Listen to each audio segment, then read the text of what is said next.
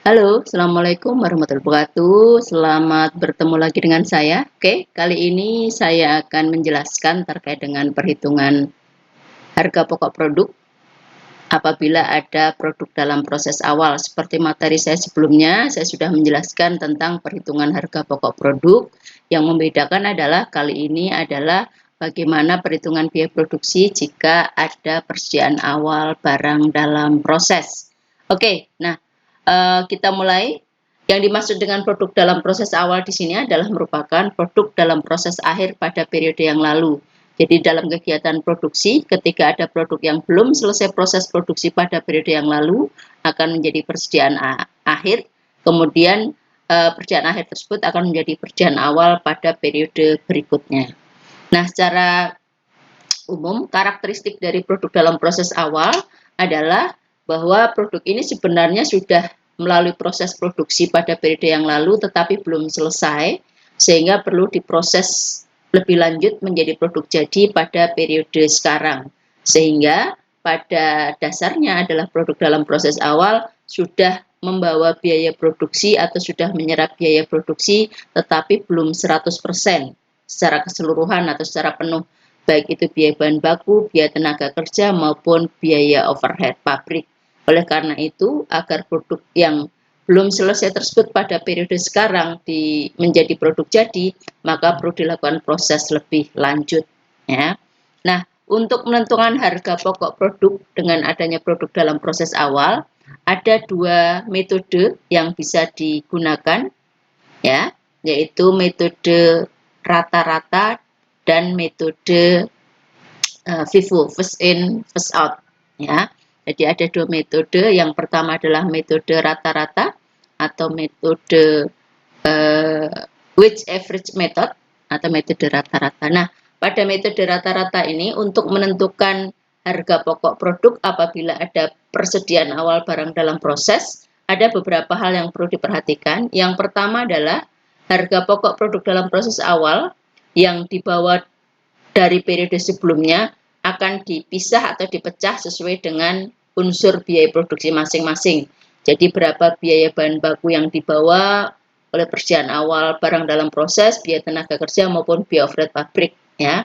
Kemudian setiap unsur biaya yang dibawa oleh produk dalam proses awal tersebut akan digabungkan dengan biaya yang dikeluarkan pada periode sekarang. Jadi misalkan pada periode yang lalu sudah membawa biaya bahan baku 100.000, sekarang bahan baku yang dikeluarkan 200, maka total biayanya adalah 300. Begitu juga untuk biaya-biaya yang lain.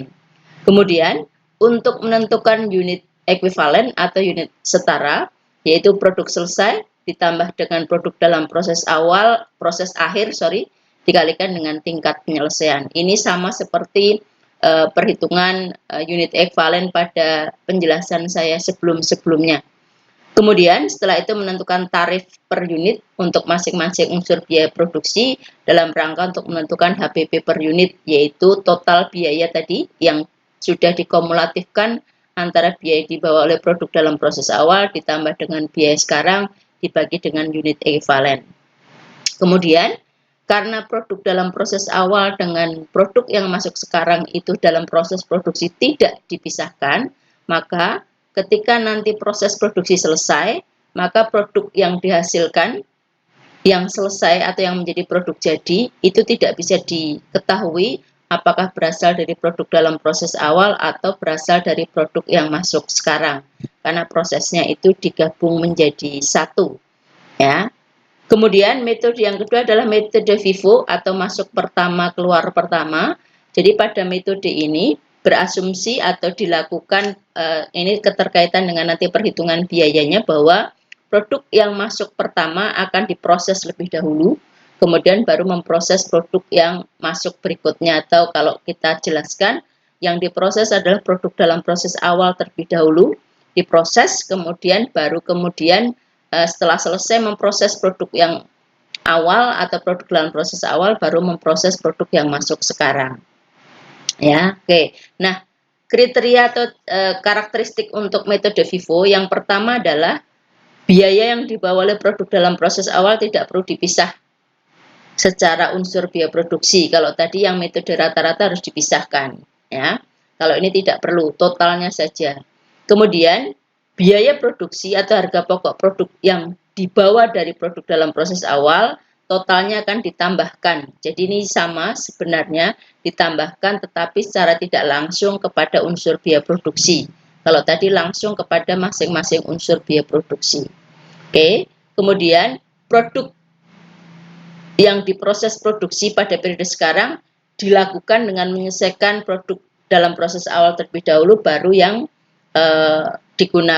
baru kemudian memproses produk yang masuk sekarang. Karena di sini first in first out, masuk pertama keluar pertama, artinya adalah produk yang ada diproses terlebih dahulu, kemudian menjadi produk jadi, baru kemudian memproses produk yang masuk sekarang. Sehingga untuk metode FIFO ini bisa diketahui ketika nanti outputnya produk jadi itu dihasilkan pada akhir periode, maka berapa yang berasal dari produk jadi akan bisa dilacak jumlahnya.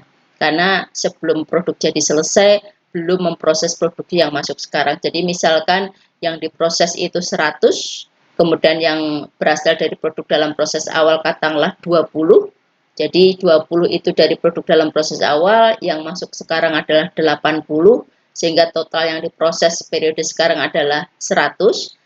Seandainya pada akhir periode yang ternyata yang selesai menjadi produk jadi adalah 50, maka dipastikan dari yang 50 itu yang 20 adalah berasal dari produk dalam proses awal, sehingga yang produk masuk sekarang itu yang selesai hanya 30. Ya, gitu. Jadi bisa dipisahkan seperti itu. Kemudian untuk unit ekivalen di sini agak berbeda dengan metode rata-rata, karena tadi yang masuk awal diproses lebih dahulu baru yang sekarang, maka di sini unit ekvivalensinya adalah produk dalam proses awal dikalikan dengan tingkat penyelesaian yang diperlukan.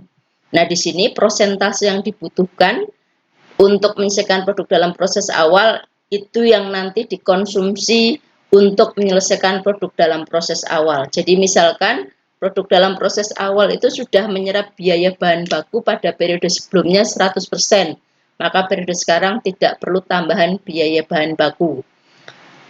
Kalau misalkan pada periode yang lalu sudah menyerap biaya tenaga kerja 70%, berarti sekarang kekurangannya di sini adalah 30%. Biaya overhead pabrik sudah serap 80% pada periode yang lalu, berarti sekarang tinggal 20%. Nah, sehingga nanti biaya yang dikonsumsi oleh produk dalam proses awal adalah hanya yang dibutuhkan saja, sampai mencapai 100% untuk masing-masing unsur biaya. Kemudian ditambah dengan produk yang selesai, jadi produk jadi pada periode sekarang, kemudian dikurangi dengan produk dalam proses awal. Di sini produk dalam proses awal dikeluarkan karena sudah diperhitungkan di depan di sini. Ya. Kemudian ditambah dengan produk dalam proses akhir dikalikan dengan tingkat penyelesaiannya. Kalau ini standar seperti pada materi-materi saya sebelumnya. Jadi yang membedakan untuk perhitungan unit ekivalen adalah kurang lebih seperti ini. Ya. Jadi kalau ini standar seperti biasa, karena tidak dipisahkan mana yang produk dalam proses awal, mana yang produk masuk sekarang terkait dengan konsumsi biayanya, maka di sini gabung menjadi satu dalam proses produksi.